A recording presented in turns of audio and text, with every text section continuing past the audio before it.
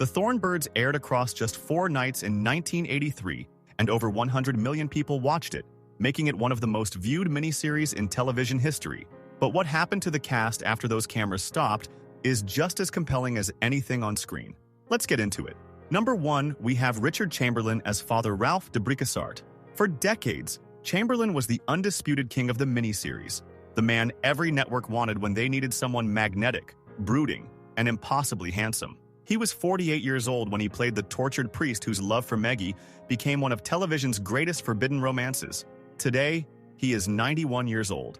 What most fans never knew while watching him play all those passionate leading men was that Chamberlain had been in a long-term relationship with actor and producer Martin Rabbit since 1977, a relationship he kept completely hidden from the public for decades. In 2003, he came out in his memoir Shattered Love, and the story made headlines worldwide precisely because he had spent so long playing the ultimate romantic hero on screen. He later drew criticism from within the LGBTQ community for suggesting younger actors should stay closeted to protect their careers, a comment that sparked genuine debate. Father Ralph spent his whole life hiding his truest feelings, and for a long time, so did Richard Chamberlain. Number 2, we have Barbara Stanwyck as Mary Carson. By the time she walked onto the Thornbirds set, our Stanwyck was already a living legend. 75 years old and commanding every room she entered with the kind of authority that simply cannot be taught. Mary Carson was obsessive, manipulative, and completely fascinating, and Stanwyck played her with vicious precision that earned her a well-deserved Emmy. She passed away on January 20th, 1990, at 82. Her love life carried real heartbreak. She had been married to Hollywood legend Robert Taylor, and by most accounts never truly recovered from their divorce, spending the rest of her life alone rather than trying to replace something irreplaceable. Her relationship with her adopted son Anthony was deeply estranged and painful, a wound she kept largely private throughout her life. And she famously hated the prosthetic makeup used to make Mary Carson appear even older, which is remarkable considering she was already playing the role at 75. Mary Carson wanted what she could never have, and Barbara Stanwyck quietly carried her own version of that same longing. Number 3, we have Christopher Plummer as Archbishop Contini Verschesi. If there was ever a man born to play an archbishop, it was Plummer, all sharp intelligence and cool authority wrapped in ceremonial robes. He was 53 during production, and brought the kind of effortless gravitas to the role that made every scene with him feel like a masterclass. He passed away on February 5th, 2021, at 91 years old. His personal life was as theatrical as his career.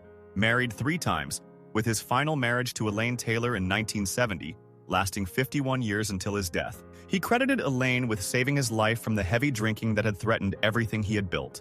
Off-screen, he was famously sharp-tongued, spending decades publicly mocking the sound of music by calling it the sound of mucus, before finally softening on the subject in his later years. At 82, he became the oldest actor ever to win an Academy Award for beginners, a moment that felt completely fitting for a man who seemed to get better with every passing year.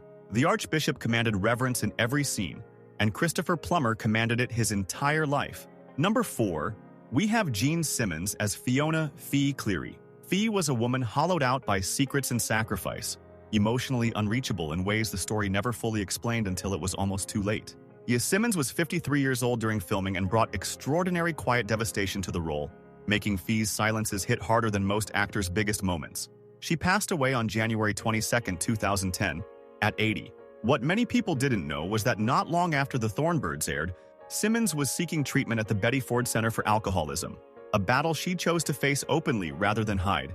She became an advocate for addiction recovery, turning something deeply personal into a source of real encouragement for others. She had been married twice, to actor Stuart Granger and director Richard Brooks, and remained genuinely close to Brooks even after their marriage ended. Fee Cleary buried everything beneath a lifetime of silence, but Jean Simmons found the courage to speak openly about her own. Number 5, while we have Bryan Brown as Luke O'Neill. Luke was the kind of man who could make you furious and sympathetic in the same breath, selfish and emotionally closed off in ways that destroyed the one person who genuinely loved him. Brown was 35 years old during production and played that particular brand of masculine stubbornness with uncomfortable authenticity. He is 78 today. What happened off camera is honestly more romantic than anything the writers put on the page. Brown fell in love with Rachel Ward, who was playing Meggie, his on-screen wife he treated so badly. Unlike their characters, the real relationship worked beautifully. They married in 1983 and are still together over 43 years later, raising 3 children in Australia. Brown has spent his career as a proudly Australian presence in Hollywood, famously refusing to sand down his accent for American audiences and dedicating significant energy to building the Australian film industry as a producer. Luke O'Neill destroyed his marriage on screen, but Bryan Brown built one of the most enduring ones off it. Number 6, we have Piper Laurie as Anne Muller. At 50 years old during production, Laurie brought a gentle warmth to her supporting role that provided real emotional breathing room in a story full of intensity. She passed away on October 14, 2023, at 91. Her life story is genuinely one of the most fascinating in all of Hollywood. At the peak of her early fame, she simply walked away from the entire industry for 15 years because she was so disgusted by the empty, decorative roles she was being offered. When she came back swinging, in earning Oscar nominations for Carrie and Children of a Lesser God. In her 2011 autobiography, she dropped a bombshell that got the whole world talking. A youthful affair with Ronald Reagan back in her early starlet days. A revelation that felt almost too dramatic to be real. She had been married to film critic Joe Morgenstern for 2 decades before refocusing on her career and her work as a sculptor. Most people spend their whole lives chasing fame. Piper Laurie walked away from it twice and came back better both times. Number 7, we have Earl Holliman as Luddy Muller. Gentle, steady, and completely devoted. Luddy was the kind of husband who made you believe in quiet love, and Holliman played him with natural warmth across his 3 episodes. What makes his real life remarkable is the number 97. That is how old Earl Holliman is in 2026. I'm making him the oldest surviving member of this entire cast by some distance. He never married and has kept his romantic life private for over 7 decades in Hollywood, one of the industry's longest-running personal mysteries. What he has never been quiet about is animals. He served as president of Actors and Others for Animals for years and remains one of the entertainment world's most passionate and committed advocates for animal rights. His only professional friction was an early departure from Policewoman over creative differences, though he and Angie Dickinson remained respectful colleagues. Luddy Muller was the quietly devoted husband on screen, and Earl Holliman has been just as quietly devoted to something far bigger than himself ever since. Number 8, we have Mare Winningham as Justine O'Neill. She was only 23 years old when she appeared in the miniseries, the youngest significant cast member by a considerable distance, and she held her own in scenes alongside some of the most experienced performers of that entire era. In 2026, she is 66. Her personal life has been genuinely eventful. 4 marriages in total, with her second to William Maple lasting 15 years and producing 5 children. The chapter nobody saw coming was her most recent. She married longtime friend and Miracle Mile co-star Anthony Edwards in 2021, a love story that quietly developed between 2 people who had known each other for decades and found each other again when the timing finally made sense. In the early 2000s, she publicly converted to Judaism, describing it as the most personally transformative decision of her life. So throughout everything, she avoided the brat pack party scene completely, despite running in those circles, always choosing the work over the lifestyle. Justine appeared briefly, but Mare Winningham has been showing up fully for over 4 decades. Number 9, we have John de Lancie as Alistair McQueen. He was 34 years old during production and brought sharp theatrical presence to his role, the kind of performer who makes supporting characters feel essential rather than decorative. In 2026, he is 77. Most people watching the Thornbirds in 1983 had absolutely no idea they were looking at the man who would become one of science fiction's most iconic figures. His portrayal of Q in Star Trek, The Next Generation, turned him into a global phenomenon for an entirely different generation of fans. Beyond acting, he is a classically trained baritone and one of the entertainment world's most prominent voices in the secular humanist movement, regularly speaking at conventions about science and critical thinking. He has been married to actress Marnie Mosiman since 1984, and they have 2 sons together. Alistair McQueen schemed his way across the Australian outback, but John de Lancie built a legacy that spans galaxies. Number 10, we have Brett Cullen as Bob Cleary. He was just 26 when the miniseries filmed, one of the younger faces in an extraordinarily experienced cast. And even then, there was something about him that suggested longevity. He was right. In 2026, Cullen is 69 years old and has built one of the most quietly impressive careers of anyone who appeared in this production. He never became a tabloid name, but his face became one of the most recognized in Hollywood, turning up in major films like The Dark Knight Rises and Joker, while accumulating a television resume that spans nearly every significant network across 4 decades. He married actress Michelle Little in 1995, and they have one daughter, maintaining a genuinely private family life that stands in contrast to the high-profile productions he keeps appearing in. People on set back in 1983 remember him as one of the most grounded and warm-hearted people in the entire production. Bob Cleary was one face among many, but Brett Cullen made sure his was one nobody forgot. Number 11, we have Barry Corbin as Pete. 42 years old during filming, Corbin was already the kind of actor who could walk into any scene and immediately make it feel lived in and real, exactly what a supporting role in a production this big required. Today, he is 85. His career after the Thornbirds went on to span decades of memorable television, from Northern Exposure all the way through to Yellowstone and Tulsa King, proving that his appeal never dimmed across generations of completely different audiences. His personal life carried one of the most moving stories in this entire cast. He discovered he had a daughter he had never known about and met her for the first time when she was already 26 years old. Their reunion became a genuinely heartwarming story about second chances that people talked about for years. He has also battled oral cancer in recent years, requiring serious jaw surgery, and yet he has simply refused to stop working. Pete barely registered on screen, but Barry Corbin has never once been background noise. Number 12, we have Richard Kiley as Paddy Cleary. Paddy was the bedrock of the entire Cleary family, the man whose presence and eventual absence set everything else in motion. And at 60 years old during filming, Kiley brought every year of his experience to bear on making that weight feel completely real. He passed away on March 5, 1999, at 76. Before Australia's Outback ever called his name, Kiley had already secured an immortal place in theatrical history by originating the role of Don Quixote in the original Broadway production of Man of La Mancha, a performance so celebrated it became the defining achievement of his entire career. He raised 6 children from his first marriage and found lasting companionship with Patricia Ferrier in 1968, who remained beside him until the very end.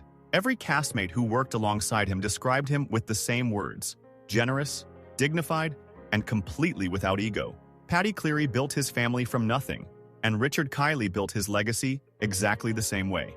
Number 13, we have Philip Anglim as Dane O'Neill. Dane was one of the most emotionally layered roles in the entire miniseries, Maggie's son, drawn toward the priesthood in ways that quietly echoed his own mysterious origins. And Anglim was 30 years old when he carried that complexity with remarkable restraint. In 2026, he is 73. What many people don't realize is that before the Thornbirds, he had already delivered one of Broadway's most celebrated performances, in originating the role of John Merrick in The Elephant Man, a physically and emotionally demanding piece of work that announced him as a genuinely serious theatrical talent. Despite that level of acclaim, Anglim gradually walked away from Hollywood entirely in the late 1990s and retreated to a quiet life on a farm in Tennessee, as complete a disappearing act as anyone in this cast managed. He has kept his personal life completely private for decades, with no public record of any relationship. Dane found peace in devotion, and Philip Anglim found his own version of it, far from any camera. Number 14, we have Ken Howard as Rainer Hartheim. He was 38 years old when he appeared in his 2 episodes, already a recognizable face from his leading role in the acclaimed series The White Shadow. Howard passed away on March 23, 2016, at 71. His most significant contribution to the entertainment world ended up having very little to do with his performances. It was his leadership that truly defined his legacy. He served as president of SAG-AFTRA and was sitting in that chair during the historic merger of the Screen Actors Guild and the American Federation of Television and Radio Artists, a landmark moment for labor rights that affected every working actor in America. He was married 3 times, with Linda Fetters remaining by his side from 1992 until his death. His passing, while still actively serving the union he loved, moved the entire entertainment community deeply.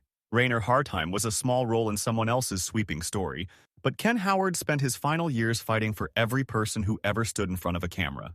Number 15.